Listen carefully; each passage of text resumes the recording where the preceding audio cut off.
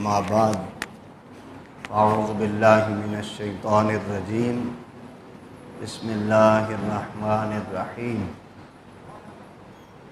لقد کان لکم فی رسول اللہ اسوۃ حسنہ صدق اللہ العظیم الصلاۃ والسلام علیک یا سیدی یا رسول اللہ وعلی آلک واصحابک یا سیدی یا حبیب اللہ الصلاۃ والسلام علیک یا سیدی یا رحمۃ للعالمین وعلی آلک واصحابک یا سیدی یا خاتم النبیین۔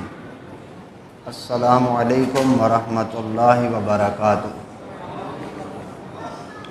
بحمدہ تعالی اللہ رب العزت کا لاکھ لاکھ شکر ہے، ہم سب دین سیکھنے سکھانے کے لیے یہاں پر جمع ہیں۔ دعا ہے اللہ تعالی ہماری یہ حاضری قبول فرما کے ہماری قبروں کا سامان بنا دے اور اس مشن کو، دین کی اس محبت کو اللہ تعالی مزید برکتیں عطا فرمائے۔ جہاد یوں سمجھ لیجئے کہ اسلام کے جو ارکان ہیں نا،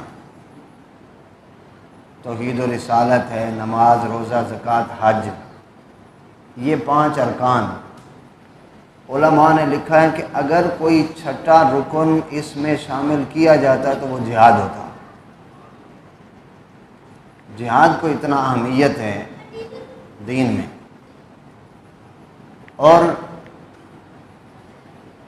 جہاد اگر نہ ہوتا تو یاد رکھیں مدینۃ المنورہ میں جو اسلام کی بنیاد رکھ کے ایک خوبصورت تجربہ گاہ دی گئی کہ اسلام ایسے نافذ ہوتا ہے، یہ جہاد نہ ہوتا تو کبھی اسلام کی بنیاد نہ رکھی جا سکتی۔ علامہ نے جو کہا ہے کہ این دو قوت حافظ یک دیگرند، کائنات زندگی را محورند، یہ 2 چیزیں آپس میں جڑی ہوئی ہیں، تلوار اور قرآن۔ تلوار کیا کرتی ہے؟ قرآن کی راہ صاف کرتی ہے۔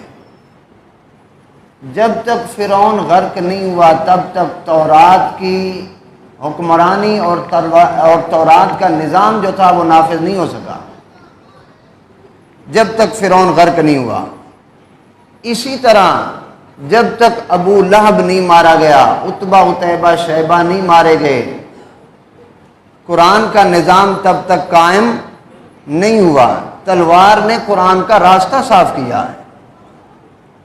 این 2 قوت حافظ یک دیگرن، یہ ایک دوسرے کی محافظ ہیں۔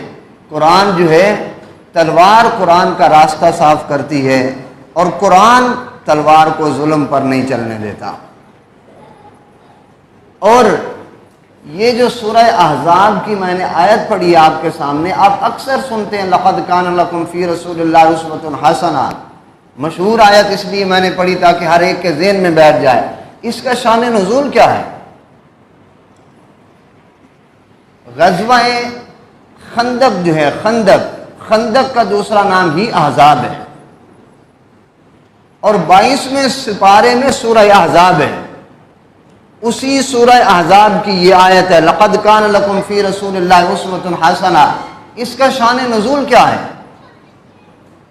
جب کفار جمع ہو کر مدینۃ المنورہ پر حملہ کرنے لگے، نبی اکرم صلی اللہ علیہ وسلم نے صحابہ سے مشورہ فرمایا تو حضرت سلمان فارسی رضی اللہ تعالیٰ عنہ نے مشورہ دیا کہ مدینہ کے ارد گرد ہمارے کھجوروں کے باغ ہیں، اب کھجوروں کے اوپر چڑھ کے وہ ہم پر حملہ کرنے سے تو رہے، باقی جو ساتھ والی جگہیں بچی ہوئی ہیں ان کے اوپر وہاں ہم خندق کھود دیتے ہیں تاکہ اس کو کراس کر کے ہماری طرف وہ آ نہ سکے، اور اگر آنے لگیں گے تو صحابہ وہاں پر کھڑے ہیں اس طرف۔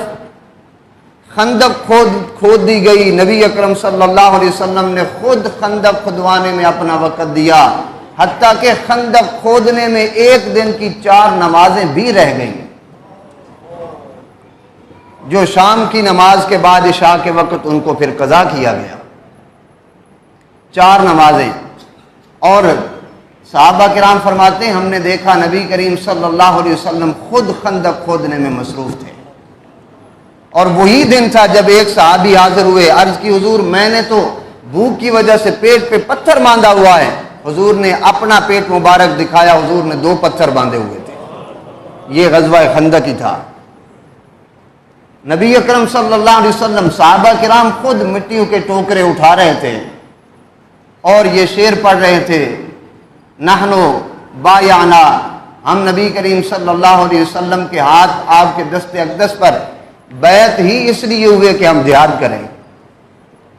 اب ہوا اس طرح کہ کفار میں سے ایک شخص ابن عبد ود جس کا نام تھا، اس نے اپنے کفار سے کہا کہ دیکھو یہ جو خندق کھودی ہوئی ہے مسلمانوں نے، میں اس خندق کو کراس کرتا ہوں، کراس کر کے میں دوسری طرف جاتا ہوں۔ اس نے اپنی بہادری دکھانا چاہی، وہ خندق میں اترا۔ ابن عبد ود حضرت سیدنا علی المرتضیٰ اسی خندق میں اتر کے آپ نے اس کو نیچے جا کے قتل کر دیا۔ جب وہ وہاں پہ قتل ہوا، اب ان کا ایک بندہ مارا گیا ہے، اتنی بڑی طاقت کے ساتھ آئے ہوئے تھے تو وہ تو ایک زخمی درندے کی طرح پیچ و تاب کھانے لگے۔ وہ ایک جگہ پر آ کر جمع ہو گئے کہ یہاں سے ہم خندق کراس کرتے ہیں، اور خندق کراس کر کے فوری طور پر مسلمانوں کے اوپر حملہ بولتے ہیں، حملہ کرتے ہیں۔ تو فرماتے ہیں ادھر سے جب یہ اکٹھے ہو کر اس طرف کراس کرنے کے ارادے سے یہاں پر جمع ہوئے تو ان کے سامنے جو شخصیت تلوار پکڑے کھڑی ہوئی تھی وہ سیدنا محمد الرسول اللہ تھے۔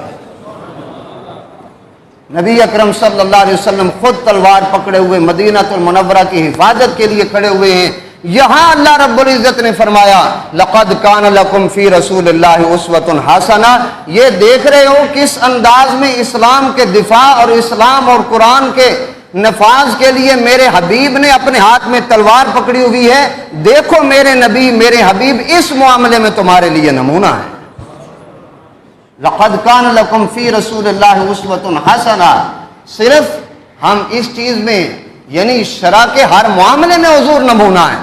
کھانا کس طرح کھانا ہے ہم حضور کو دیکھیں گے، پانی کس طرح پینا ہے حضور کو دیکھیں گے، مسجد میں آنے کا انداز اور نکلنے کا انداز سب دیکھیں گے، لیکن جہاں پر شان نزول ہو رہا ہے وہ یہ ہے کہ حضور تمہارے لیے نمونہ اس انداز میں ہے۔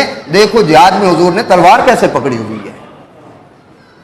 نبی اکرم صلی اللہ علیہ وسلم غزوہ حنین میں تنے تنہا رہ گئے۔ قرآن مجید ارشاد میں آتا ہے قبیلہ بنو حوازن کے خلاف مسلمان جا رہے تھے غزوہ حنین، اور حنین ہوا کب؟ 8 ہجری کو مکہ فتح ہوا۔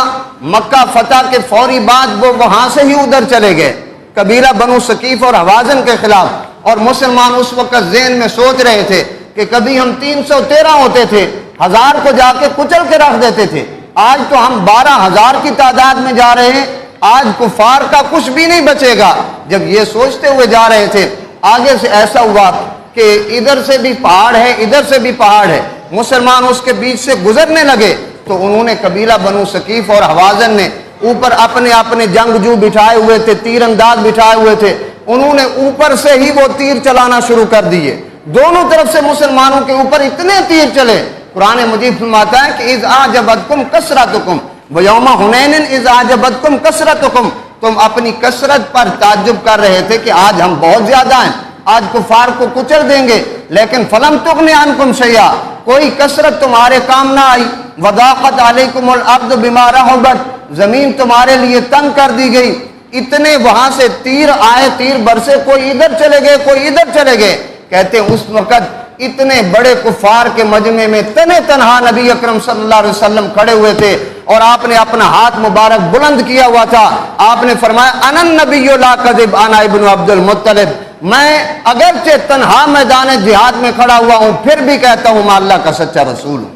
انا النبی لا کذب انا ابن عبد المطلب، یعنی اگر نبی کریم صلی اللہ علیہ وسلم کو بطور نمونہ ہم دیکھا جائے، آقا علیہ السلام دعا فرمایا کرتے تھے اللہم انی اعوذ بک من الجبن، یا اللہ بزدلی سے میں پناہ چاہتا ہوں، یعنی کہ ایک دلیری جہاد کا ایک انداز، اور جو جہاد میں جاتا ہے اس کو پھر انداز کیا ملتے ہیں؟ حضرت حنظلہ غسیل الملائکہ شہید ہو جاتے ہیں، ان کی ڈیڈ باڈی نہیں مل رہی، حضور ان کی ڈیڈ باڈی نہیں ملتی، آپ نے فرمایا وہ جلدی سے آ گئے تھے فرشتے ان کی ڈیڈ باڈی کو عرش پہ لے جا کے اس کو غسل دے رہے ہیں۔ یہ عزت وقار یہ جہاد سے ہی ملتا ہے۔